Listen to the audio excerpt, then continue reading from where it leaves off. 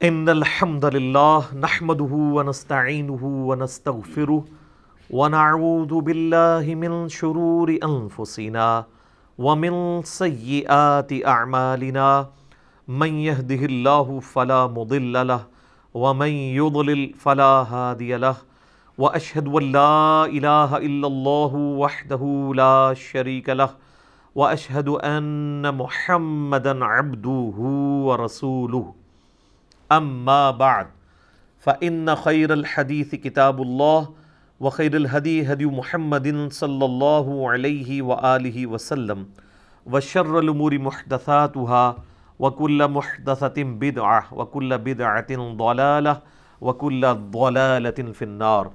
اعوذ باللہ السمیع العلیم من الشیطان الرجیم من ہمزہ ونفخہ ونفثہ۔ بسم اللہ الرحمن الرحیم۔ رب اشرح لی صدری ویسر لی امری واحلل عقدۃ من لسانی یفقہوا قولی۔ بسم اللہ الرحمن الرحیم۔ ان اللہ وملائکتہ یصلون علی النبی یا ایہا الذین آمنوا صلوا علیہ وسلموا تسلیما۔ اللہم صل علی محمد وعلی آل محمد کما صلیت علی ابراہیم وعلی آل ابراہیم انک حمید مجید۔ اللہم بارک علی محمد وعلی آل محمد کما بارکت علی ابراہیم وعلی آل ابراہیم انک حمید مجید۔ اللہم ربنا آتنا فی الدنیا حسنۃ وفی الآخرۃ حسنۃ وقنا عذاب النار۔ لا الہ الا انت سبحانک انی کنت من الظالمین۔ حسبنا اللہ ونعم الوکیل۔ یا حی یا قیوم برحمتک استغیث ولا حول ولا قوة الا باللہ العلی العظیم۔ ربنا آتنا من لدنک رحمة وہیئ لنا من امرنا رشدا۔ آمین۔ الحمدللہ آج 26 اپریل 2020 کی قرآن کلاس نمبر 26 ہی کی اسٹوڈیو ریکارڈنگ ہونے جا رہی ہے۔ آج کے درس کا آغاز انشاءاللہ تعالی سورۃ البقرہ کی آیت نمبر 177 سے ہوگی۔ یہ 177 نمبر جو آیت ہے اسے کہتے ہیں آیت البر۔ یہ قرآن حکیم کی چند مشہور آیات میں سے ایک آیت ہے جس میں اللہ تعالیٰ نے نیکی کا فلسفہ بیان کیا ہے۔ عموماً ہمارے ہاں نیکی کا تصور جو ہے وہ چند ایک رسومات پہ چلنے کا نام ہوتا ہے، اس لیے قرآن حکیم نے اس مت کو توڑتے ہوئے جو چیزیں لوگ اوور لک کرتے تھے انہیں بنیادی حیثیت دی ہے، اور جن چیزوں کے اوپر لوگوں کا زور ہوتا ہے اس کو سیکنڈری حیثیت دی ہے، تاکہ یہ پتہ چلے کہ نیکی صرف یہ نہیں ہے کہ کوئی شخص نماز روزہ اور چند ایک رسومات پر عمل کرنا شروع کر دے، بلکہ حقوق العباد والا معاملہ جو ہے یہ بہت کرٹیکل ایشو ہے۔ عموماً ہم لوگ ڈویژن تو کرتے ہیں حقوق اللہ کی اور حقوق العباد کی، لیکن بیسیکلی اگر دیکھا جائے دونوں ہی حقوق اللہ ہیں، کیونکہ حقوق العباد کی ترغیب بھی ہمیں اللہ ہی نے دلائی ہے۔ لیکن یہ جو تفریق کی جاتی ہے کسی حد تک درست ہے۔ اس کی وجہ یہ ہے کہ قرآن و سنت میں جو محکم دلائل ہیں وہ اس کے اوپر شاہد ہیں کہ اللہ تبارک و تعالیٰ اپنے حقوق کے معاملے میں تو خود ڈیسیژن لے گا، لیکن جو حقوق العباد کا معاملہ ہے وہ بندوں ہی نے معاف کرنا ہوگا، اس لیے ان کا ایشو ذرا کرٹیکل ہو جاتا ہے۔ اس میں مشہور زمانہ ایک حدیث ہے صحیح مسلم کے اندر، اللہ کے محبوب صلی اللہ علیہ وآلہ وسلم نے فرمایا، جانتے ہو مفلس کون ہے؟ تو صحابہ نے عرض کی کہ ہم تو مفلس اسی کو سمجھتے ہیں جس کے پاس دنیا کا مال و متاع نہ ہو، دولت نہ ہو۔ تو آپ صلی اللہ علیہ وآلہ وسلم نے فرمایا کہ میری امت کا مفلس یعنی غریب شخص وہ ہے کہ جو قیامت والے دن اس حال میں آئے کہ اس کے نامہ اعمال میں ڈھیروں نیکیاں تھیں، لیکن ساتھ ہی ساتھ اس نے دنیا میں کسی کو تھپڑ مارا تو کسی کا خون بہایا، تو کسی کو دھمکی دی، کسی کو مارا پیٹا۔ اب وہ سب کے سب لوگ قیامت والے دن اللہ کے حضور حاضر ہوں گے اور کہیں گے اے اللہ آج تو چونکہ بدلے کا دن ہے ہمیں بدلہ چاہیے۔ اور بدلے کا دن یوم الدین وہ اس حد تک ہے کہ صحیح مسلم میں ہی ایک حدیث آتی ہے کہ دنیا میں اگر کسی سینگ والی بکری نے بغیر سینگ والی بکری کو مارا ہوگا تو قیامت والے دن اللہ تبارک و تعالیٰ اس بغیر سینگ والی بکری کو سینگ دے گا اور سینگ والے کے سینگ ختم کر دے گا اور اس سے کہے گا کہ اب تم اس سے بدلہ اتارو. یہ صحیح مسلم میں حدیث ہے. وہ جو صحیح مسلم کی حدیث جو میں بیان کر رہا تھا مفلس والی، کتاب البر والصلہ چیپٹر جو آتا ہے صحیح مسلم میں، اس کے اندر موجود ہے. تو آپ علیہ السلام فرماتے ہیں کہ پھر ایک ایک کر کے لوگ آگے بڑھیں گے تو اللہ تعالیٰ فرمائے گا آج تو کرنسی جو ہے وہ تو نیکیاں ہیں، تو تم اس طرح کرو کہ یہ تمہارا بدلہ تو اس طریقے سے تو نہیں تم اس سے لے سکتے، تو ایسا کرتے ہیں کہ اس کی نیکیاں تم اس بدلے میں لے جاؤ. تو لوگ اس کی نیکیاں لے کے جانا شروع کریں گے حتیٰ کہ اس کی پہاڑوں جتنی نیکیاں ختم ہو جائیں گی. وَلِعَوْذُ بِاللَّهِ تَعَالَى اللہم اجرنا من النار آمین. ابھی بھی کچھ لوگ باقی ہوں گے جن کا حق اس نے دینا ہوگا. تو اللہ فرمائے گا کہ اب تو اس کے پاس کوئی نیکی نہیں بچی، اب یوں کرتے ہیں کہ تمہارے گناہ اس کے نامہ اعمال میں ڈال دیتے ہیں، اینڈ وائس ورسا. اور پھر اسے اوندھا منہ کر کے دوزخ میں ڈال دیا جائے گا. یعنی حقوق اللہ کے معاملے میں کوئی کمی نہیں تھی اس کے اندر، ڈھیروں نیکیاں تھیں، لیکن حقوق العباد کے معاملے میں اس نے کمزوری دکھائی، اس کی وجہ سے اس کا بیڑا غرق ہو گیا.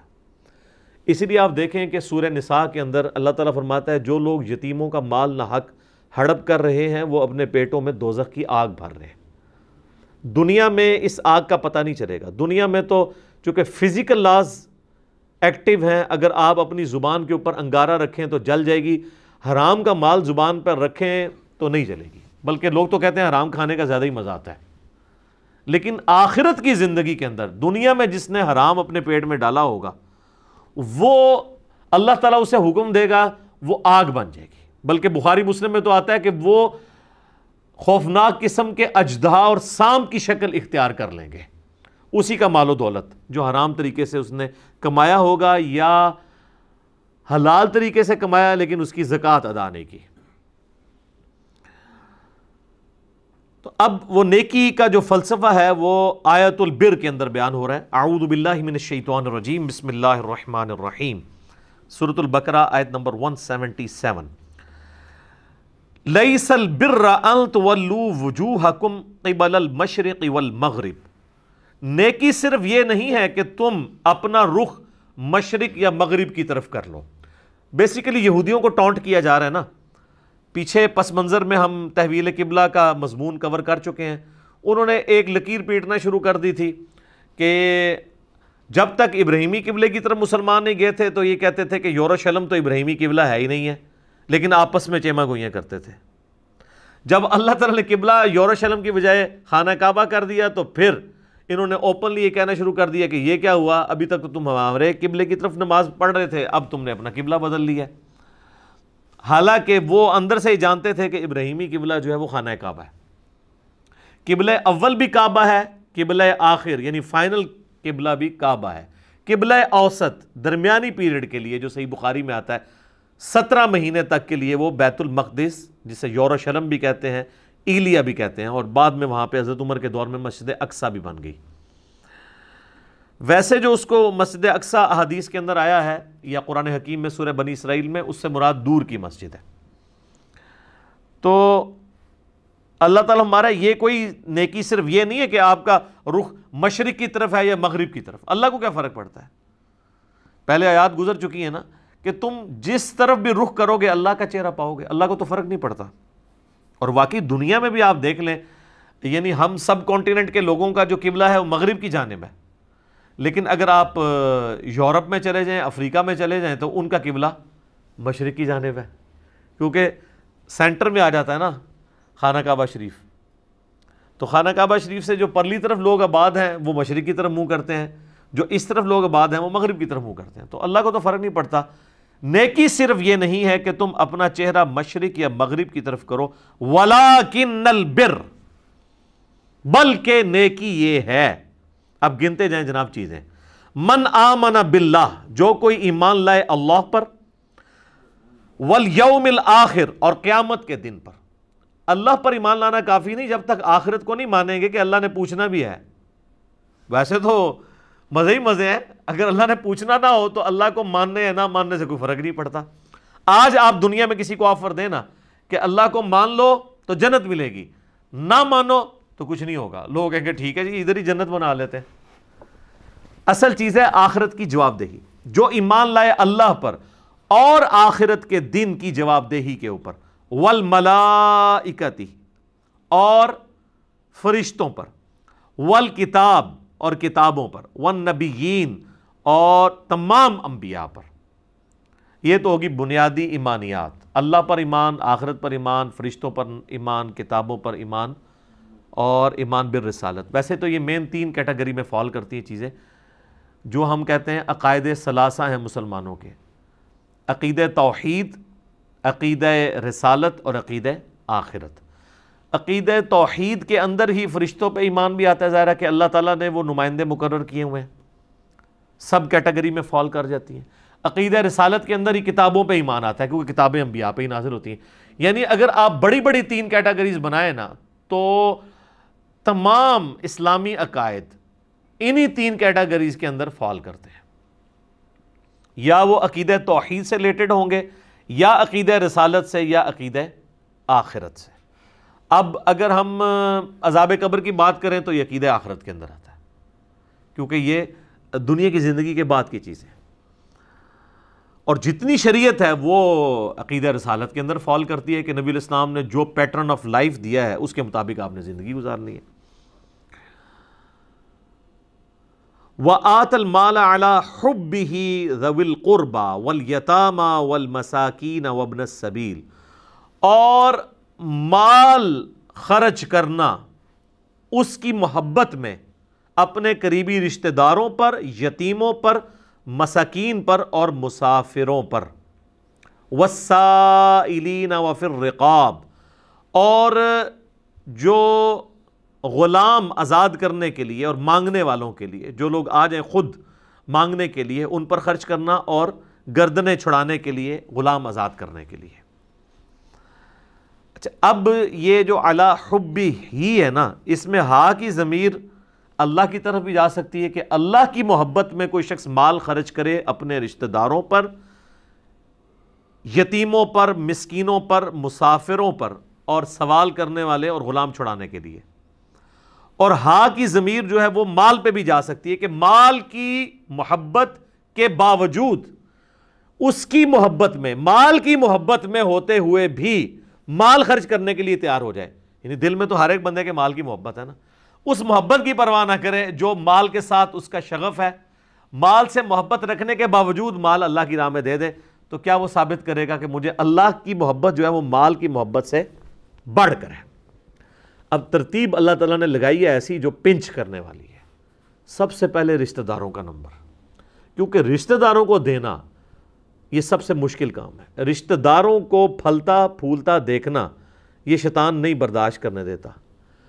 جتنا جیلسی فیکٹر ہے وہ رشتہ داروں کے ساتھ ہوتا ہے. یہ جتنے تعویذ دھاگے بھی آپ سنتے ہیں لوگ کرواتے ہیں وہ رشتہ دار کرواتے ہیں. باہر کے لوگوں کو کیا ضرورت ہے کسی سے جیلسی کرنے کی یا حسد کرنے کی؟ رشتہ دار. اسی لیے انسان رشتہ داروں کو اگنور بھی کر رہا ہوتا ہے. تو اللہ تعالیٰ نے پہلی ضرب یہ لگائی ہے کہ سب سے پہلے رشتہ داروں کا حق ہے. اچھا، رشتہ داروں میں یہ کوئی نہ سمجھے کہ میرے کزنز جو ہیں یا میرے ماموں خالو، نہیں. سب سے پہلے رشتہ دار آپ کے بیوی، بچے، ماں باپ، بہن بھائی ہیں. اس کے بعد باقی رشتہ دار آتے ہیں. لوگ اکثر پوچھ رہے ہوتے ہیں جی وہ زکوٰۃ دینی ہے، بہن میری بیوہ دے دیں. بھئی اس سے زیادہ کوئی حقدار ہی نہیں ہے، اس کا تو کوئی کمانے والا نہیں ہے.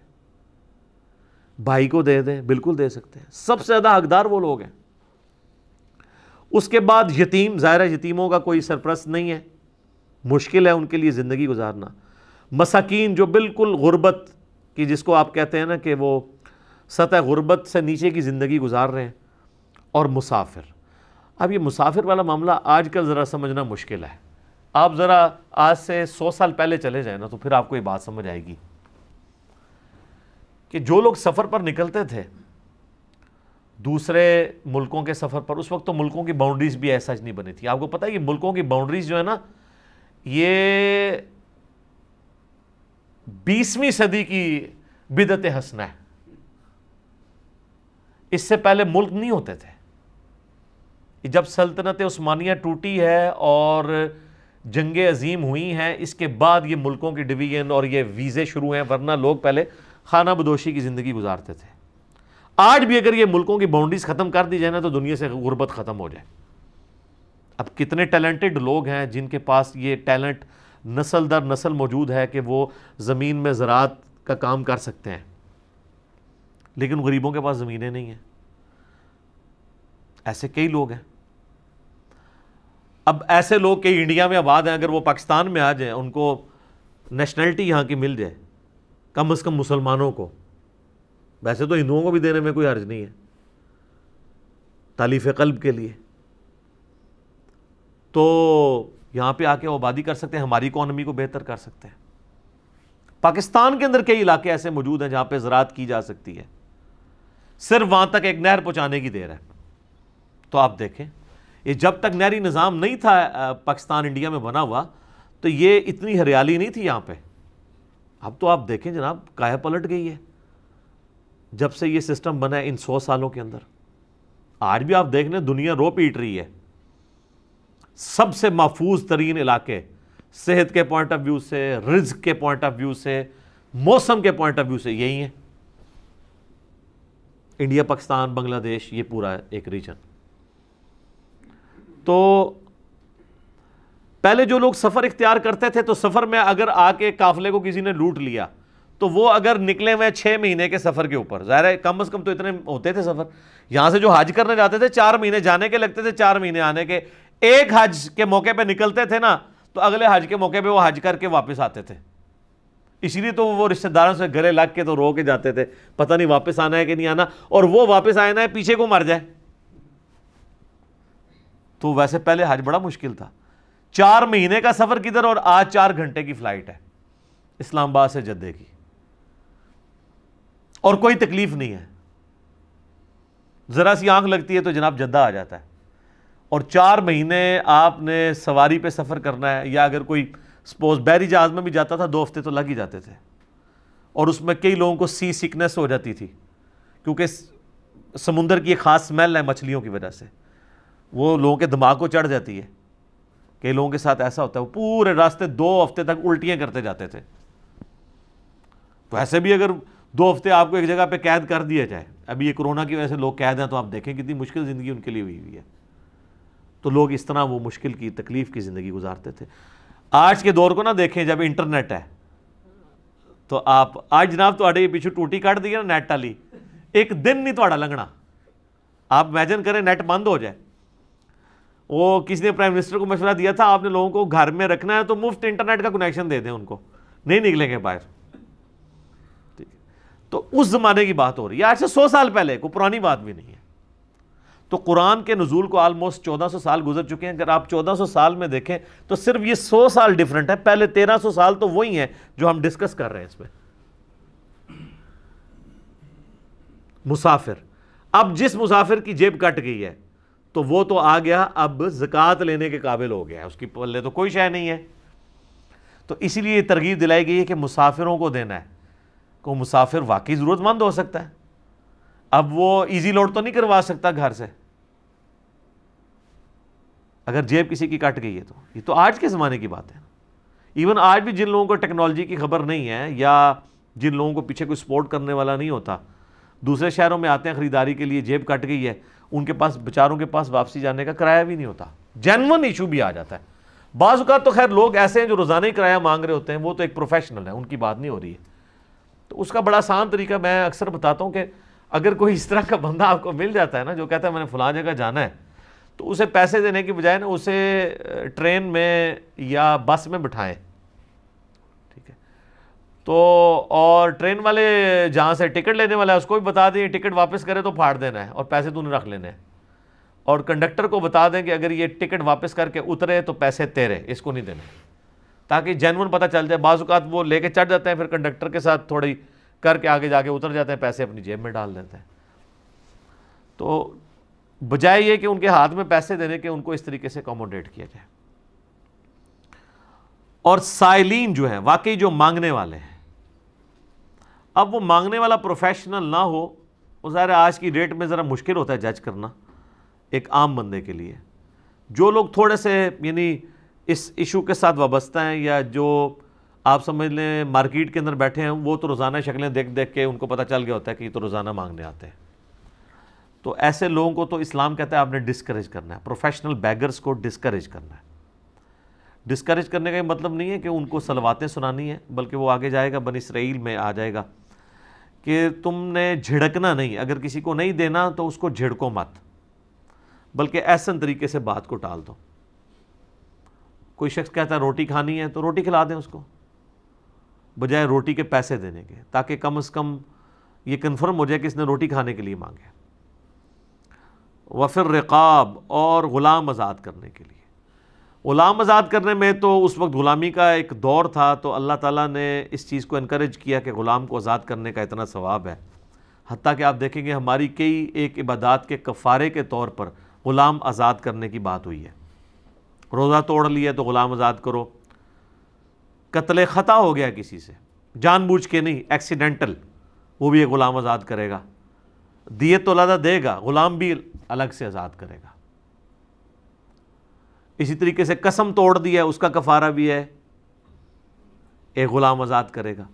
اس چیز نے آہستہ آہستہ غلامی والا سسٹم دنیا سے ایلیمنیٹ کر دیا۔ آج کے دور میں آپ اس کی ماڈرن فارم لے سکتے ہیں، مقروض کی گردن چھڑانا، وہ بھی آلموسٹ غلام ہو چکا ہوتا ہے۔ اگر کوئی واقعی جینون کیس آپ کے سامنے ہے اور آپ کو اللہ تعالیٰ نے استطاعت دی ہے، تو آپ بجائے یہ کہ 1000 بندوں میں اپنی زکوٰۃ تقسیم کرتے رہیں، کسی ایک بندے کو ایک بار اس کی گردن آزاد کروا دیں اس طرح کے قرض سے، تاکہ وہ سٹیبل ہو سکے، بشرطے کہ وہ سٹیبل ہو، یہ نہ ہو کہ وہ گردن چھڑا کے اور جا کے آگے قرضہ لے لے۔ ایسے لوگ بھی ہوتے ہیں، کئی لوگ ہیں، یعنی ان کو آپ تھوڑا سا کاروبار سیٹ کر کے دیں تو وہ چیزیں بیچ کے پھر کسی اور کے پاس جا کے مانگنا شروع کر دیتے ہیں، اور وہ پروفیشنل بیگرز ہوتے ہیں۔ ان چیزوں کو بھی دیکھنے کی ضرورت ہوتی ہے۔ اچھا، اب اللہ تعالیٰ نے ایمانیات کے بعد اعمال کا 2 ہی چیزیں ہیں نا، ایمان اور عمل۔ ایمانیات ہیں اور عمل صالح ہیں۔ ایمانیات تو آ گئی، عقیدہ توحید، رسالت اور آخرت۔ اس کے بعد اعمال کا جب سلسلہ شروع ہے تو آپ دیکھ لیں حقوق العباد پہلے ذکر ہوئے ہیں، کہ اللہ کی راہ میں اپنا مال خرچ کرنا ہے، جیب ڈھیلی کرنی ہے، اور کس طریقے سے اپنے رشتہ داروں پہ خرچ کے، اپنے قریبی مساکین جو لوگ ہیں ان پہ خرچ کر کے، اور جو مسافر ہیں گردنیں چھڑانے کے لیے، اور جو لوگ غریب ہیں مانگنے والے ان کو دے کر۔ اس میں ایک حدیث بھی ہے بخاری مسلم دونوں میں، نبی علیہ السلام نے فرمایا جو شخص یہ چاہتا ہے نا کہ اللہ تعالیٰ اس کی عمر میں برکت کر دے، عمر دراز کر دے، اور رزق میں کشادگی کر دے، تو وہ اپنے رشتہ داروں کے ساتھ حسن سلوک کرے، صلہ رحمی کرے۔ یہ بڑا زبردست ایک ذریعہ ہے، لیکن یہ کام کرنا مشکل ہے۔ اصل بات یہ ہے، یہ کہنا بہت آسان ہے، لیکن رشتہ داروں کے ساتھ حسن سلوک کرنا ذرا مشکل کام ہے۔ اب حقوق العباد کے بعد حقوق اللہ کا ذکر آ رہا ہے، وَأَقَامَ الصَّلَاةَ۔ اب دیکھیں نماز سے بڑی کون سی عبادت ہو سکتی ہے، لیکن اللہ نے اسے بعد میں ذکر کیا، اور قائم کرنا نماز کو، وَآتَ الزَّكَاةَ، اور زکوٰۃ دینا یا تزکیہ نفس کرنا، دونوں معنی درست ہیں، وَالْمُوفُونَ بِعَهْدِهِمْ إِذَا عَاهَدُوا، اور پورا کرنا اپنے وعدوں کو جب کہ وہ کسی سے وعدہ کریں، ایمان والوں کی یعنی یہ بات بتائی جا رہی ہے۔ وَالصَّابِرِينَ فِي الْبَأْسَاءِ وَالضَّرَّاءِ، اور صبر کرنے والے لوگ مصیبت کے حالات میں اور سختی کے حال میں، وحین البأس، اور لڑائی کے دوران یعنی جہاد کے دوران۔ ظاہر ہے کہ مصیبت میں، تنگی کون سی آ سکتی ہے، مال کی تنگی بھی، قحط سالی بھی آ سکتی ہے، اور جہاد میں تو ظاہر ہے کئی ایک تکلیف سے گزرنا پڑتا ہے، اس میں وہ صبر اختیار کرنے والے لوگ ہوتے ہیں۔ اولئک الذین صدقوا، تو ایسے لوگ ہیں جو کہ اپنے یعنی دعوی ایمان کے اندر سچے ہیں۔ وَأُولَئِكَ هُمُ الْمُتَّقُونَ، اور یہی وہ لوگ ہیں جو حقیقی طور پر پرہیزگار ہیں۔ یعنی تقوی کا معیار اللہ کے نزدیک جو ہے، اب یہاں پہ کہیں آپ دیکھ لیں کہ کوئی لمبی داڑھی ہونا، پگڑی ہونا، شلوار ٹخنوں سے اوپر ہونا، شکل و صورت جو ہے وہ کوئی مذہبی گیٹ اپ بنا لینا، کوئی اس چیز کا کہیں پہ ذکر نہیں ہے۔ چند ایک بنیادی چیزوں کا ذکر ہے، ایمانیات کے بعد حقوق العباد، اور اس کے بعد حقوق اللہ۔ یا ایھا الذین آمنوا کتب علیکم القصاص، اے اہل ایمان تم پر اللہ تعالیٰ نے یہ فرض کر دیا ہے کہ قصاص لو فی القتل، قتل کے معاملے میں، یعنی یہ بدلہ لینا یہ اللہ تعالیٰ نے ایز این اوبلیگیشن شریعت کا حصہ بنایا ہے۔ کس لیول کا بدلہ؟ الحر بالحر، آزاد کے بدلے آزاد قتل ہوگا۔ اب ظاہر اس وقت غلامی کا دور تھا، اگر کسی آزاد بندے نے کسی غلام کو مار دیا، اب جس نے مارا ہے قاتل، اسی قاتل کو قتل کیا جانا چاہیے نا، تو وہ کہتا تھا اچھا میں غلام خرید کے تمہیں دے دیتا ہوں، میرے بدلے میں اسے قتل کر دو۔ دیکھیں نا، تو اس لیے اللہ نے کہا یہ کیا انصاف ہوا، آزاد کے بدلے میں آزاد قتل ہوگا، جس نے مارا ہے نا وہی مارا جائے گا اس کے بدلے میں۔ والعبد بالعبد، اور غلام کے بدلے غلام، غلام کے بدلے غلام کا مطلب ہے کہ ایک غلام نے اگر کسی کو مار دیا ہے تو اس کے بدلے وہی غلام قتل ہوگا، یہ نہیں ہے کہ کوئی اور غلام۔ یہی تو ہم کہتے ہیں جو ہمارے یعنی ایکسٹرا جوڈیشل ایکٹیویٹیز کرنے والی تنظیمیں ہوتی ہیں، وہ جب کبھی غیر مسلموں کے اوپر حملہ کرتی ہیں تو وہ کہتے ہیں کہ جی ہم پلی یہ لے رہے ہیں کہ جو ہے وہ اس ملک نے فلاں جگہ اپنی فوجیں بھیجی ہیں تو ہم اس کے مقابلے پہ ان کے شہریوں کو نشانہ بنائیں گے۔ تو قرآن تو اس کی اجازت نہیں دے رہا، قرآن تو انڈیویجول لیول پہ بھی اجازت نہیں دے رہا کہ ایک بندے کے بدلے دوسرا بندہ قتل نہیں ہو سکتا، چہ جائے کہ امریکہ کہیں پہ فوج بھیج رہا ہے اور آپ امریکہ کے شہریوں کو مارنا شروع کر دیں، اس چیز کی کوئی اجازت نہیں ہے۔ وَالْأُنْثَى بِالْأُنْثَى، اور عورت کے بدلے عورت قتل ہوگی۔ یہ نہیں ہے کہ کسی کی بیوی نے کسی اور عورت کو قتل کر دیا تو اب وہ کہ اس کے بدلے میں تو چونکہ آزاد عورت ہوں تو میں ایک کوئی لونڈی خرید کے دے دیتی ہوں، تم میرے بدلے میں اسے قتل کر دو، یہ نہیں ہوگا۔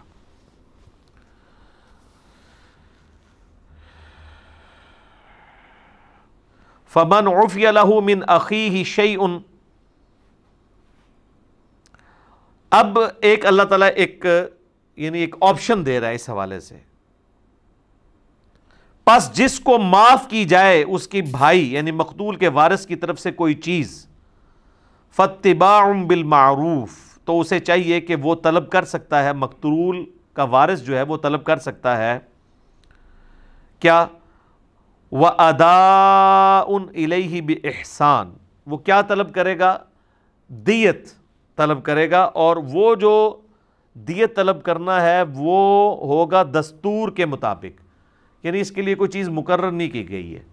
لیکن اگر آپ احادیث میں ہیں تو سنن ابی داؤد میں حدیث ہے کہ نبی علیہ السلام نے اپنے مبارک زمانے میں پہلے سے ایک دیت چل رہی تھی، اسی کو اسٹیبلش کیا ہے کہ 100 اونٹ دیے جائیں گے یا اس کی مالیت۔ سر 100 اونٹ آج کے بھی آپ دیکھ لیں کم از کم 2-2.5 کروڑ روپے بن جاتا ہے۔ ایک نارمل اونٹ 2 لاکھ روپے کا تو ہوتا ہی ہے نا، بیل 1.5 لاکھ تک پہنچ چکے ہیں، لاکھ تک۔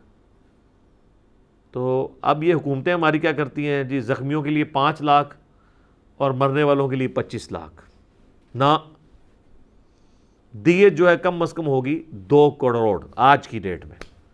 100 اونٹ جب بھی، یعنی آپ قیمت اس کی کیلکولیٹ کرتے رہے۔ ذَلِكَ تَخْفِيفٌ مِّن رَبِّكُمْ وَرَحْمَةٌ، یہ تمہارے رب کی طرف سے رعایت ہے اور رحمت ہے، یعنی رعایت دے دی گئی ہے۔ اگر کوئی شخص یعنی چاہتا ہے کہ اپنے یعنی مقتول کے بدلے میں قاتل کو معاف کرنا چاہے تو اس کے عوض اس سے خون بہا لے سکتا ہے مال کی فارم میں، اور یہ بھی اجازت ہے، پریفریبل نہیں ہے، وہ آگے آ جائے گی آیت۔ پریفریبل یہی ہے کہ قتل کے بدلے قتل ہو تاکہ ڈیٹرنس ہو۔ تو یہ اللہ کی طرف سے ایک آسانی ہے اور رحمت ہے۔ فَمَنِ اعْتَدَىٰ بَعْدَ ذَلِكَ فَلَهُ عَذَابٌ أَلِيمٌ، تو جو کوئی زیادتی کرے اس کے بعد تو اس کے لیے ہے دردناک عذاب، وَلِعَوْذُ بِاللَّهِ تَعَالَى۔ وَلَكُمْ فِي الْقِصَاصِ حَيَاةٌ يَا أُولِي الْأَلْبَابِ لَعَلَّكُمْ تَتَّقُونَ، اور اے عقل مندو تمہارے لیے قصاص لینے میں ہی زندگی چھپی ہوئی ہے معاشرے کی، تاکہ تم اللہ سے ڈر سکو۔ یہ وہ جو بات آ گئی کہ آپشن ضرور دے دیا کہ آپ خون بہا لے سکتے ہیں، لیکن کہا کہ یہ آپشنل ہے، قتل کے مقدمے کی پیروی ہونی چاہیے اور قاتل کو مقتول کے بدلے میں ٹانگا جانا چاہیے، ورنہ تو پھر قاتل اگر دندناتے پھریں گے اس طریقے سے تو پھر معاشرے میں نار کی پھیل جائے گی۔ جس معاشرے میں احترام جان، احترام مال نہیں ہوگا، وہ معاشرہ کیسے قائم رہ سکتا ہے؟ تو کہا گیا کہ پوری انسانیت کی زندگی چھپی ہوئی ہے اس کے اندر، ظاہر ہے پوری انسانیت کی ہے۔ جب ایک آپ بے لگام لوگوں کو چھوڑ دیں گے تو معاشرہ تو پھر بنانا ریپبلکس بن جائیں گی۔ اس کا کلائمیکس تو آگے چل کے آئے گا جناب سورہ المائدہ کی آیت نمبر 32 میں، کہ جس نے ایک جان کو ناحق قتل کیا گویا اس نے پوری انسانیت کو قتل کر دیا، اور جس نے ایک جان کو بچا لیا، اس کی زندگی بچا لی، گویا پوری انسانیت کو بچا لیا۔ سورہ النساء کے اندر آئے گا کہ جو شخص بھی جان بوجھ کے کسی کو قتل کرتا ہے نا، اس کی جزا ہمیشہ کی جہنم ہے، ہمیشہ کی جہنم۔ یہ قتل کا معاملہ بڑا کرٹیکل ہے جناب۔ سنن ابی داؤد میں حدیث ہے، نبی علیہ السلام نے فرمایا اللہ تعالیٰ یا تو شرک کو معاف نہیں کرے گا، یا پھر اگر کسی مؤمن کو کسی نے ناحق قتل کیا یہ گناہ معاف نہیں کرے گا، اس کے سوا جتنے گناہ وہ چاہے گا معاف کر دے گا۔ لہٰذا یہ جو آیت ہے نا سورہ النساء میں آیت نمبر 48 اور 116 جو 2 دفعہ آئی ہے، ان اللہ لا یغفر ان یشرک بہ ویغفر ما دون ذلک لمن یشاء، بے شک اللہ اس گناہ کو کبھی معاف نہیں کرے گا کہ کوئی شخص اس کے ساتھ شرک کرتے ہوئے دنیا سے چلا گیا، اس کے سوا جتنے گناہ ہیں معاف کر دے گا جس کے لیے چاہے گا۔ یعنی وہاں پہ بھی اوپن لائسنس نہیں ہے، چاہے گا تو معاف کرے گا، اگر نہیں چاہے گا تو نہیں معاف کرے گا۔ تو وہ کون سا ایسا گناہ ہو سکتا ہے کہ جو وہ نہ چاہے کہ معاف کیا جائے؟ وہ قتل ناحق ہے۔ صحیح بخاری میں حدیث ہے، جس نے ایک ذمی کافر کو بھی ناحق قتل کر دیا، یعنی جو اسلامی حکومت میں ٹیکس دے کر رہ رہا تھا، تو ایسا مسلمان جنت کی خوشبو بھی نہیں پائے گا، حالانکہ جنت کی خوشبو 40 سال کی مسافت سے آ رہی ہوگی۔ یعنی قیامت کا 50,000 سال کا دن ہے قرآن میں آیا، تو اس 50,000 سال میں جب 40 سال باقی رہ جائیں گے نا تو جنت کی خوشبو آنا شروع ہو جائے گی، لیکن اس شخص کو جنت کی خوشبو بھی نہیں آئے گی جس نے کسی کافر کو ناحق قتل کر دیا کسی اسلامی حکومت کے اندر۔ بخاری اور مسلم دونوں میں حدیث ہے، قیامت والے دن سب سے پہلے جس مقدمے کا فیصلہ ہوگا وہ قتل کا مقدمہ ہے۔ جامعہ ترمذی میں حدیث ہے، نبی علیہ السلام نے فرمایا کسی شخص کا ایک مؤمن کو قتل کرنا اللہ کے نزدیک ایسا ہی ہے گویا کہ وہ پوری دنیا کو تباہ و برباد کر دے۔ ترمذی اور ابن ماجہ میں حدیث ہے، موقوفن بھی ہے اور مرفوعن بھی ہے، موقوف روایت زیادہ مضبوط ہے، کہ عبداللہ بن عمر کہتے ہیں کہ اے کعبہ تیری خوشبو بڑی اچھی ہے، لیکن ایک مومن کی دل کی حرمت اللہ کے نزدیک تجھ سے بھی زیادہ ہے۔ ابو داؤد میں حدیث ہے کہ قیامت والے دن مقتول اپنے قاتل کو پیشانی کے بالوں سے گھسیٹتا ہوا اللہ کے عرش کے قریب چلا جائے گا، اتنا وہ اللہ کے قریب ہو جائے گا اس حال میں کہ وہ مقتول اس کی رگوں سے خون بہہ رہا ہوگا، اور اس نے اپنے قاتل کو پیشانی کے بالوں سے یوں گھسیٹ رہا ہوگا اور کہے گا یا اللہ اس نے دنیا میں مجھ سے زندگی چھینی تھی، مجھے آج بدلہ چاہیے۔ ظاہر ہے سبب تو وہی بنا نا، ویسے تو انسان کی زندگی مقرر ہے جتنی ہے، لیکن جس کے تھرو ایگزیکیوٹ ہو رہی ہوتی ہے اس نے تو اس جرم میں یعنی بدلہ تو اس سے لیا جائے گا۔ اور سنن نسائی میں آگے الفاظ ہیں، وہ صحابی کہتے ہیں کہ اے حکمرانوں قتل میں کسی کی معاونت مت کرو، یعنی وہ انہوں نے اسپیسیفکلی حکمرانوں کو یہ بات سنائی ہے، کیونکہ حکمرانوں کے دماغ میں زیادہ کیڑا ہوتا ہے نا کہ اپنے سے اختلاف کرنے والوں کو قتل کروا دینا، جس طرح آل امیہ آل عباس کرتے رہے۔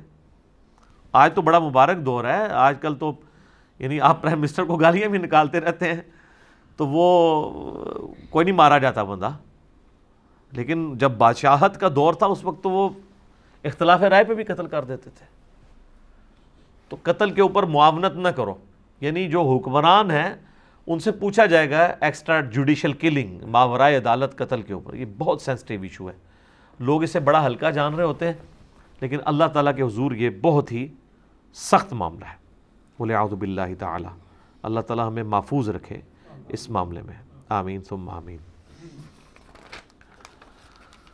کتب علیکم اذا حضر احدکم الموت، تم پر یہ بھی فرض کیا گیا ہے کہ جب تم میں سے کوئی شخص نزع کے عالم میں ہو، موت آ دھمکے اس پر، ان ترک خیرا الوصیۃ للوالدین، کہ وہ وصیت کر دے اپنے مال میں سے اپنے والدین کے لیے، والاقربین اور قریبی رشتہ داروں کے لیے، بالمعروف معروف طریقے سے، انصاف کے ساتھ، حقا علی المتقین، یہ پرہیزگاروں پر اللہ کی طرف سے حق ہے۔ یہ سورہ البقرہ کی آیت نمبر 180 میں مرنے سے پہلے وصیت کرنا ضروری قرار دیا گیا، لیکن یہ آیت منسوخ ہے، اس کو منسوخ کیا ہے سورہ النساء میں وراثت کی احکامات نے۔ اس وقت تک اللہ تعالیٰ نے چونکہ وراثت کے احکام نازل نہیں کیے تھے، وراثت کے جب احکام نازل ہوئے ہیں تو اللہ تعالیٰ نے خود ہی پھر حصہ مقرر کر دیا ہے کہ ماں باپ کو 1/6 حصہ ملے گا، بیوی کو 1/8 ملے گا، اور ماں باپ اور بیوی کا حصہ جو ہے وہ اوورال مال میں سے نکلے گا، اور جو باقی بچ جائے گا اس کو اس طرح ڈیوائیڈ کیا جائے گا کہ ہر بیٹے کو 2 حصے ملیں اور بیٹی کو 1۔ یہ ایک جنرل رول ہے۔ پھر آگے اس میں کئی ایک اور آگے کرولریز کے طور پہ چیزیں آتی ہیں مختلف سچویشن میں، تو اس سے پہلے یہ وصیت کرنا ضروری تھا۔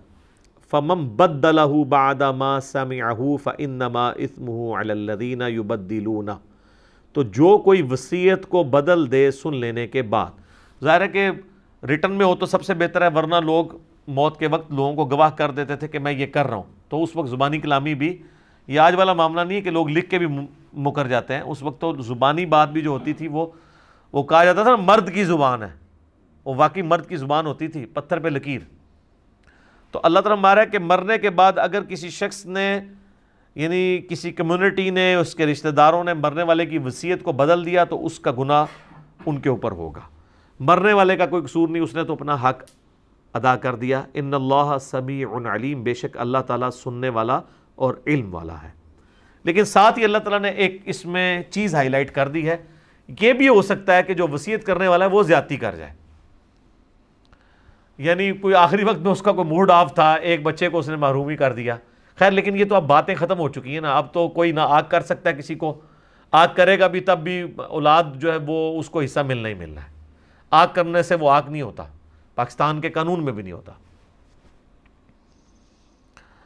تو اللہ تعالیٰ بارے کہ جسے یہ خطرہ ہو، فمن خاف من موص جنفا او اثما فاصلح بینہم فلا اثم علیہ، کہ جو مرنے والے نے وصیت کی ہے اس میں اس نے یعنی جانبداری کا کوئی مظاہرہ کیا ہے، تو وہ پھر پیچھے جو وارثین ہیں وہ آپس میں یعنی اس کو ریزالو کر سکتے ہیں کہ یار اس کا یہ چھوڑ دیا تھا، اس کو بھی تھوڑا سا حصہ دینا چاہیے، اس طریقے سے اس کو سیٹل کر لیں، یعنی مرنے والے کی وصیت کو وہ بدل بھی سکتے ہیں۔ ان اللہ غفور رحیم، تو بے شک اللہ تعالیٰ بھی بخشنے والا مہربان ہے، یعنی مرنے والے کی وصیت کو آپ بدل سکتے ہیں، وہ وصیت جس کو واجب تھا پورا کرنا۔ تو اسی میں امپلائیڈ ہے کہ اگر کوئی شخص مرتے مرتے یہ کہتا ہے نا کہ جی میری لاش کو فلاں جگہ لے جانا ہے دفنانے کے لیے، میرے گاؤں میں دفنانا ہے، تو اب اولاد کا کام ہے کہ وہ دیکھے کہ مطلب یہ فیزیبل بھی ہے کہ نہیں۔ کئی لوگ ہیں امریکہ اور یورپ میں ہمیشہ کے لیے شفٹ ہو گئے ہوئے، مرتے مرتے ان کے بابے کہہ جاتے ہیں جی میری جو لاش جو ہے نا وہ پاکستان بھجوا دینی ہے، کس کے لیے؟ آپ لوگوں کو مصیبت میں ڈالنے کے لیے کہ آپ لوگ ان کے جنازے پڑھیں، ادھر ہی دفنائیں، تاکہ اولاد نے اگر کبھی اپنا غم غلط کرنے کے لیے قبر پہ جانا ہے تو قبر موجود تو ہونا، اور اس طرح قبر کو باقی رکھنا تو سنت ہے۔ صحیح مسلم میں نبی علیہ السلام اپنی والدہ کی وفات کے آلموسٹ 50 سال کے بعد ان کی قبر پہ گئے اور وہاں پہ روئے جا کے۔ تو یہ تو نہیں ہے کہ ایک بندہ جو ہے وہ ہجرت کر کے کہیں چلا گیا اور وہ اپنے آبائی علاقے میں اس کو بھیج دیتا ہے کہ جی وصیت کر دے کہ وہاں پہ دفنایا جائے۔ جو ورثاء ہیں وہ دیکھیں کہ یار کون سی چیز فیزیبل ہے، اس کے مطابق عمل کریں۔ اسی طریقے سے وہ وصیت کر دیتا ہے کہ جی میرے مرنے کے بعد اتنے پیسے فلاں مولانا صاحب کو دے دو، فلاں مدرسے میں دے دو۔ یہ اب آپ دیکھیں کہ بعد میں وہ کیا ہوا ہے، کئی لوگ تو زندگی میں ہی لکھوا لیتے ہیں، اور جو زندگی میں نہیں لکھوا سکتے وہ میت کے اوپر اونچی اونچی آواز میں کہتے ہیں جی بس آخری ویلیج کہندے سن، آخری ویلیج کہندے سن، اور تاکہ کوئی نہ کوئی شرم کر کے کچھ نہ کچھ دے ہی دے. ٹھیک ہے, لوگ ان لوگوں کو کیا ہے, مطلب جھوٹ بولتے ہوئے کوئی دیر لگتی ہے. تو آخری ویلج پاویں کہندے سن پاویں لکھ کے بھی دے گئے نے, یہ اولاد پیچھے ڈیسائیڈ کرے گی کہ یہ فیزیبل ہے یا نہیں ہے, کہ یہ پیسہ جو ہے وہ کدھر جا رہا ہے.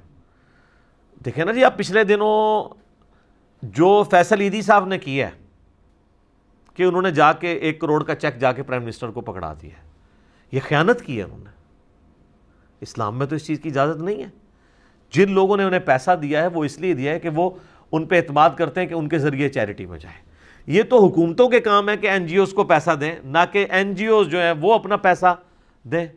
اور پھر میں نے تو وہ ایک کاغذ بھی دیکھا کہ سول ایویشن اتھارٹی کی طرف سے نکلا ہوا ہے جس میں انہوں نے ایئر ایمبولینس یوز کی ہے کراچی سے اسلام آباد جانے کے لیے, چیک پکڑانے کے لیے. سول ایویشن اتھارٹی کا لیٹر نکلا ہوا ہے, اور اس کی ابھی اس کو نکلے ہوئے 5-6 دن ہو گئے ہیں, کوئی تردید نہیں آئی ہے. وہ لیٹر بھی دیکھنے سے اوریجنلی لگ رہا ہے, یعنی انہوں نے مان لیا کہ ایسا ہی ہوا ہے, اور نظر بھی آ رہا ہے. ظاہر ہے فیصل عیدی صاحب تو کوارنٹین میں بیٹھے ہوئے ہیں نا.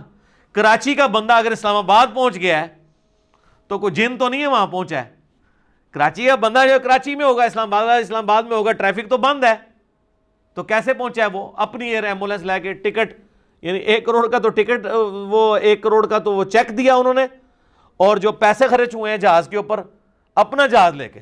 سر جس ملک کے اندر وزراء, پرائم منسٹرز, آرمی چیفز پورے چارٹرڈ طیارے لے کے جا رہے ہوں, تو سر اتنے پھر عیدی صاحب کا بیٹا بھی کہے گا میں کیوں نہ لے کے جاواں, میں تو پھر بھی ڈلیور کر رہے ہیں نیشن نو. ظاہر ہے اوپر بڑوں کو ہی دیکھا جاتا ہے نا. اور آپ دیکھیں نیچے کتنے لوگوں نے کمنٹس کیے کہ آندہ سے ہم 1 روپیہ نہیں ان کو دیں گے. وہ 1 روپیہ اس نے 1 کروڑ روپیہ دے کے اپنے کروڑوں روپے لوز کروا لیے.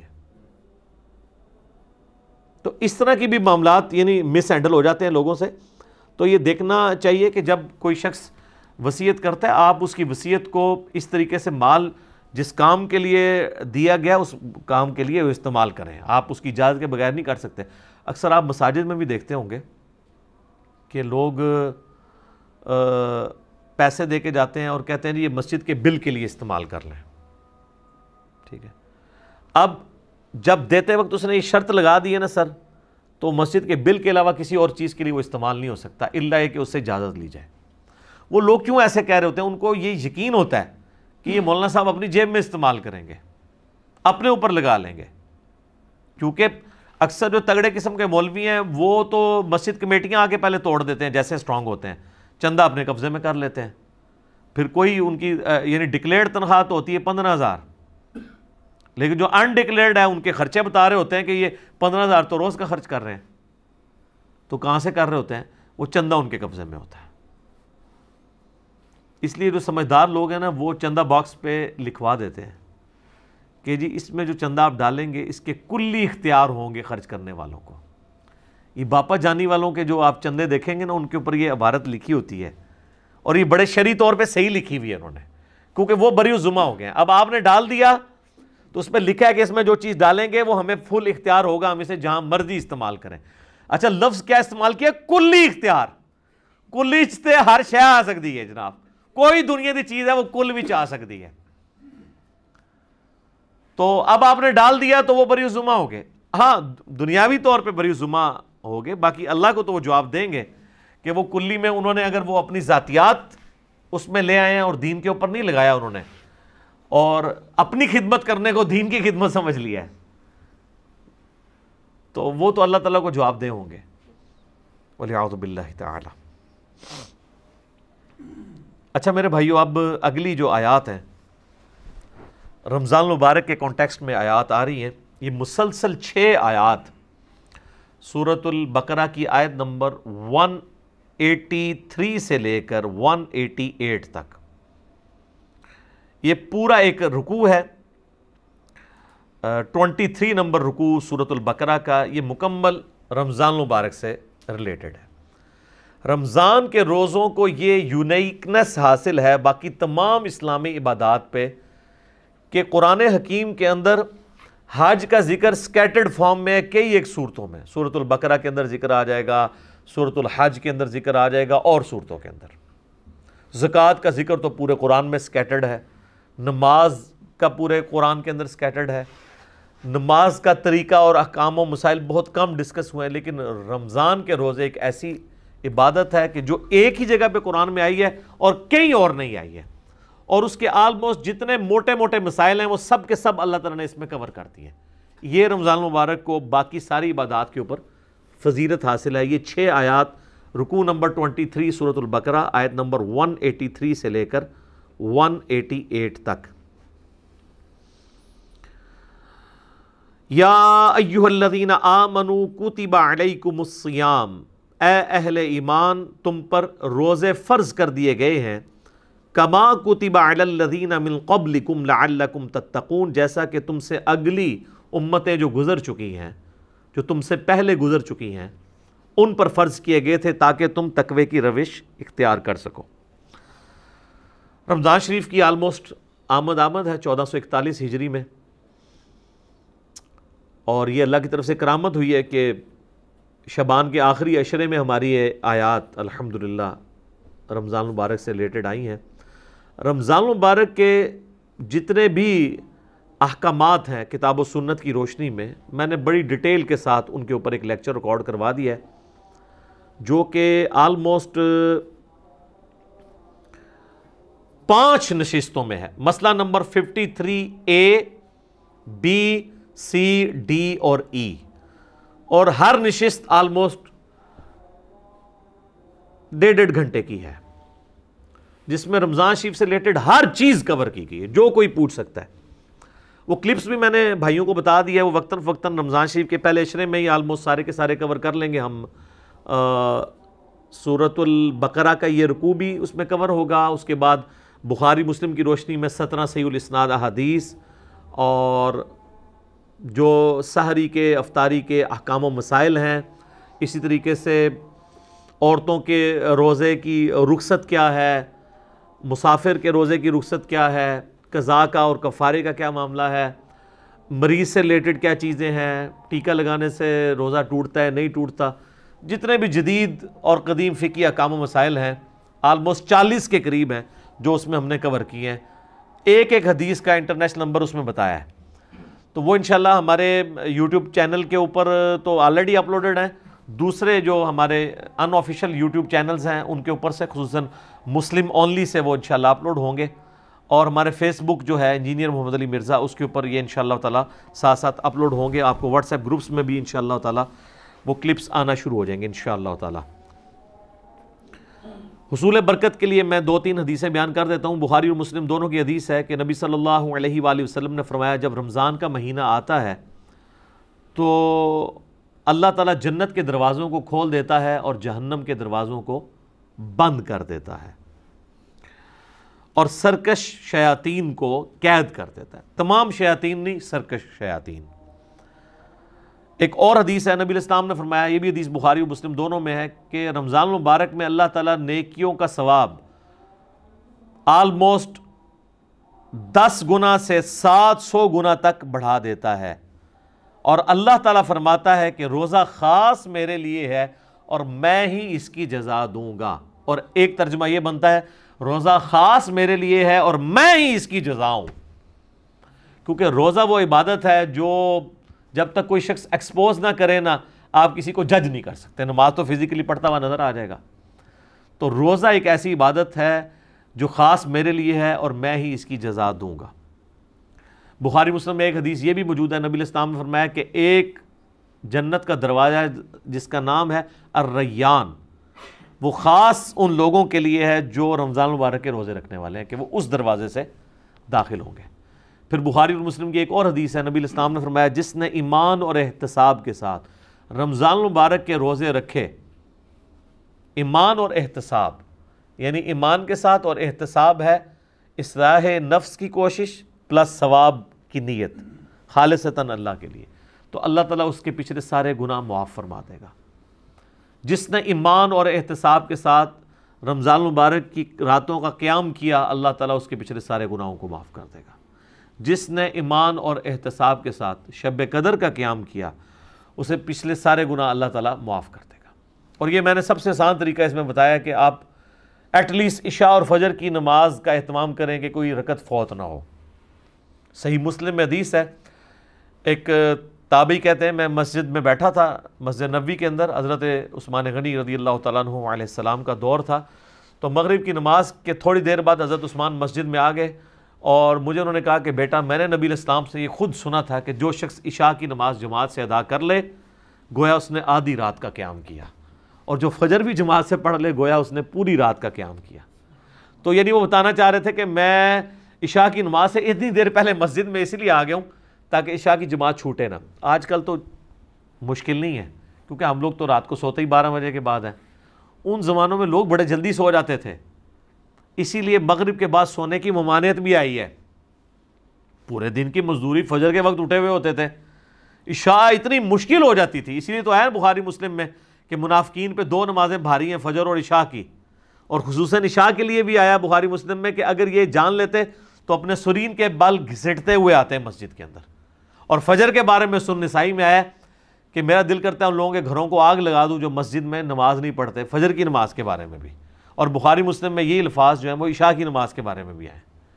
تو آج کے زمانے میں آپ ذرا عشاء کو نہ قیاس کریں، آج کل تو عشاء سب سے آسان ہے ہماری نمازوں میں، کیونکہ ہماری جو روٹین ہے لائف کی وہ بدل چکی ہوئی ہے، اس لیے ہم اس تکلیف کا احساس نہیں کر سکتے جسے صحابہ کرام گزرے۔ ایام معدودات، گنتی کے چند دن ہے یہ رمضان کا مہینہ، فمن کان منکم مریضا، اور اس میں بھی اگر تم میں سے کوئی مریض ہو، او علی سفر، یا وہ سفر پر ہو، فعدۃ من ایام اخر، تو وہ اپنی گنتی کو باقی دنوں میں پورا کر سکتا ہے۔ مسافر اور مریض وہ روزہ چھوڑ سکتا ہے، چاہے وہ جو مرضی حالت ہو، یعنی یہ نہیں کوئی کہہ سکتا کہ جی سفر بڑا آسان ہے، نہیں، سفر میں رکھنے کی اجازت ہے، بخاری مسلم میں حدیث ہے، نبی علیہ السلام نے اسے ڈسکریج کیا ہے، لیکن جب صحابہ نے پوچھا یا رسول اللہ ہم رکھ لیں تو فرمایا ہو جائے گا روزہ، لیکن پریفریبل نہیں ہے کہ رکھا جائے، دوسرے دنوں میں گنتی پوری کر دی جائے۔ اور مریض ہی میں سنن ابی داؤد ترمذی ابن ماجہ میں حدیث آتی ہے کہ نبی علیہ السلام نے مریض کو اور پریگننٹ عورت کو اور دودھ پلانے والی عورت کو بھی روزے مؤخر کرنے کی اجازت دی ہے۔ لیکن اگر کوئی ایسا مریض ہے جس کی اب صحت مند ہونے کی امید نہیں ہے، یا مرض کی وجہ سے روزے اتنے زیادہ ہو چکے ہیں کہ ان کی قضا دینا مشکل ہے، تو پھر فدیہ دے دے۔ اسی میں وہ عورت بھی شامل ہے کہ جس نے کافی زیادہ، اب ظاہر ہے ایک عورت پریگننٹ تھی، پھر اس کے بعد 2 سال دودھ پلاتی رہی اور پھر اس طرح اس کا سلسلہ 8-9 سال گزر گئے، تو اس پہ تردد ہے، تو وہ صرف فدیہ دے لے۔ اس میں سیدنا ابو ہریرہ کا قول ہے سنن کبریٰ البیہقی میں کہ آپ نے جو یہ روزوں کی قضا دینی ہے یہ اگلے رمضان سے پہلے پہلے دینی ہے، اگر اگلا رمضان آ گیا تو پھر اب آپ فدیہ بھی دیں گے اور ایک روزے کی بدلے ایک روزے کی قضا بھی کریں گے۔ اگر یعنی وہ رمضان سے اگلا رمضان آ گیا پھر ظاہر ہے اس رمضان کے بعد آپ قضا دیں گے نا۔ تو یہ اس میں احکام و مسائل ہیں، باقی مسئلہ 53A B C D E آپ دیکھ سکتے ہیں، میں نے ڈیٹیل کے ساتھ بتایا ہے۔ وَعَلَى الَّذِينَ يُطِيقُونَهُ فِدْيَةٌ طَعَامُ مِسْكِين، اور وہ لوگ جو بڑی مشکل سے ہی ادا کر سکتے ہیں روزہ، بڑی مشکل سے وہ طاقت رکھتے ہیں، تو وہ فدیہ دے دیں مساکین کو۔ فَمَن تَطَوَّعَ خَيْرًا فَهُوَ خَيْرٌ لَهُ، اور جو کوئی خوشی سے زیادہ نیکی کمانا چاہے، یعنی بعد میں روزہ بھی رکھ لے، اگر فدیہ بھی دیا تھا بعد میں اس کی صحت ٹھیک ہوگی روزہ بھی رکھ لے، تو وہ اللہ تعالیٰ کی طرف سے اجازت ہے۔ وَأَن تَصُومُوا، اور دیکھو اگر تم روزہ رکھو تو خَيْرٌ لَكُمْ، اسی میں زیادہ اللہ کے نزدیک تمہارے لیے بہتری ہے، إِن كُنتُمْ تَعْلَمُونَ، اگر تم جانتے ہو۔ اچھا یہ جو آیت ہے نا اس کے بارے میں صحابہ کے 2 موقف ہیں، صحیح بخاری میں دونوں موقف امام بخاری نے نقل کیے ہیں۔ ایک صحابہ کا گروہ یہ کہتا ہے یہ آیت منسوخ ہے، پہلے یہ اجازت تھی کہ ایک صحت مند بندہ بھی روزے کے بدلے فدیہ دے سکتا تھا، چاہے روزہ رکھ لے چاہے فدیہ، جبکہ عبداللہ بن عباس رضی اللہ تعالیٰ عنہ کہتے ہیں یہ آیت منسوخ نہیں ہے بلکہ یہ آیت آج بھی باقی ہے ایسے لوگوں کے لیے جو ایسے مریض ہیں جو بڑی مشکل سے روزے پر قادر ہوتے ہیں کہ وہ فدیہ دے لیں، صحت مند بندے کے لیے اپلائی نہیں ہوتی، اس کے اعتبار سے تو منسوخ تصور کی جائے گی، لیکن یہ آج بھی اس کا حکم باقی ہے۔ پھر امام بخاری باقاعدہ لے کے ہیں کہ انس ابن مالک آپ کو پتہ ہے 110 سال کی عمر میں فوت ہوئے ہیں جی، 8 سال کی عمر میں حضور کے پاس آئے ہیں اور 10 سال آپ کو وضو کرواتے رہے ہیں، ان کی عمر 18 سال تھی تو نبی علیہ السلام دنیا سے چلے گئے۔ ہم صحابہ کے بارے میں سوچتے ہیں تو سمجھتے ہیں کچھ چٹی چٹی داڑھی والے ہوں گے، 18 سال حضور کی وفات کے وقت۔ ابن عباس کہتے ہیں میری عمر 13 سال تھی جب دنیا سے نبی علیہ السلام چلے گئے، اتنے بڑے فقیہ۔ عبداللہ بن عمر 22 سال کے تھے، حضور فوت ہو گئے۔ یہ آپ کو جتنا کچھ پتا چلتا ہے نا، یہ نبی علیہ السلام کی مبارک زندگی کے بعد کے ان کے کارنامے ہیں۔ اس وقت تو بالکل وہ سمجھ لیں کہ نوجوان اور بچے ہی تھے۔ تو انس بن مالک کے بارے میں امام بخاری نقل کیا، جب وہ بوڑھے ہو گئے نا تو روزہ نہیں رکھ سکتے تھے، تو وہ روزانہ ایک مسکین کو بلا کے گوشت کے ساتھ اس کو ایک وقت کا کھانا کھلایا کرتے تھے۔ اچھا، حنفیوں نے 2 وقت کا کھانا رکھا ہے، لیکن قرآن کا اسلوب اس کو سپورٹ نہیں کرتا۔ اس میں ہے کہ مسکین کو کھانا کھلاؤ، تو کھانا کھلانا ایک ٹائم کا ہی کھانا ہوگا، 2 وقت کا نہیں، یہ لاجیکلی نہیں بنتا۔ تو یعنی انس بن مالک رضی اللہ تعالیٰ عنہ خود چاہے وہ دال کھاتے ہوں، مسکین کو جو ہے نا وہ اللہ کے لیے، لن تنالوا البر حتی تنفقوا مما تحبون، تم نیکی کے اعلیٰ ترین درجے کو نہیں پہنچ سکتے جب تک کہ اپنی پسندیدہ چیزیں اللہ کی راہ میں خرچ نہ کر دو۔ انس بن مالک مسکینوں کو کھانا کھلاتے تھے گوشت کے ساتھ۔ اجتہاداً امت نے اس پہ اجماع کیا کہ اگر کوئی کھانا نہیں کھلا سکتا تو ایک وقت کے کھانے کا فدیہ کسی مسکین کو دے دیں۔ اور یہ بھی ہو سکتا ہے کہ آپ کسی مسکین فیملی کو، غریب فیملی کو پورے مہینے کا اپنے جو روزہ، جس طرح شوگر کے مریض ہیں، وہ بے شک ینگ بھی ہیں، وہ تو کبھی بھی قدرت نہیں رکھ پائیں گے، ان کے لیے مشکل ہو جاتا ہے، تو وہ ہر سال فدیہ دے دیں۔ بوڑھے لوگ ہیں، 80 پلس ہیں، 90 پلس ہیں، ان کے لیے روزہ رکھنا مشکل ہو جاتا ہے، تو وہ 30 روزوں کا فدیہ نکال لیں، جو ایک وقت کا کھانا بنتا ہے، جو ایوریج جتنا وہ کھانا جس سٹیٹس کا کھاتے ہیں، یعنی وہ اگر 200 روپیہ والا کھاتے ہیں تو 200 روپے کے حساب سے دیتے ہیں، 300 والا کھاتے ہیں 300 کے اعتبار سے۔ اور جو لوگ باہر کے ملکوں میں آباد ہیں نا، تو وہ اپنے ملکوں کا حساب لگائیں گے۔ یہ نہیں ہے کہ وہ خود امریکہ اور یورپ میں کھا رہے ہیں اور جب فدیے کی باری آئے تو پاکستان میں پاکستانی حساب سے فدیہ دے رہے ہیں، ان کا فدیہ نہیں ادا ہوگا، کیونکہ یہ ساری چیزیں بالمعروف ہوتی ہیں، جہاں پہ آپ رہ رہے ہوتے ہیں اس کے اعتبار سے یہ کنسیڈر کی جاتی ہیں چیزیں۔ تو وہ فدیہ آپ دے سکتے ہیں، اور اگر کوئی روزہ رکھ سکتا ہے تو پھر وہ روزہ رکھے گا، پھر اس کا فدیہ ایکسیپٹیبل نہیں ہوگا، لیکن یہ ہر شخص نے خود ڈیسائیڈ کرنا ہے۔ باقی اس میں کئی ایک احکام و مسائل ہیں جو آج ٹائم اب باقی نہیں رہا، ورنہ میں اس کو ڈسکس کرتا۔ بقیہ کی انشاءاللہ آیات ہم اگلے درس میں کریں گے، اور اگلا درس ہمارا انشاءاللہ رمضان المبارک 1441 ہجری ہی میں آ رہا ہوگا۔ اللہ تعالیٰ سے دعا ہے جو حق بات میں نے کہی اللہ تعالیٰ ہمارے دلوں میں راسخ فرمائے، اگر جذبات میں میرے منہ سے کوئی غلط بات نکل گئی تو اللہ تعالیٰ ہمارے دلوں سے ہی محو کر دے، ہمیں معاف بھی فرما دے، ہمیں کتاب و سنت کی تعلیمات پر عمل کر کے دوسرے بھائیوں تک پہنچانے کی توفیق عطا فرمائے۔ سبحانک اللہم و بحمدک، اشہد ان لا الہ الا انت، استغفرک و اتوب الیک، وما علینا الا البلاغ المبین۔ جزاکم اللہ خیرا۔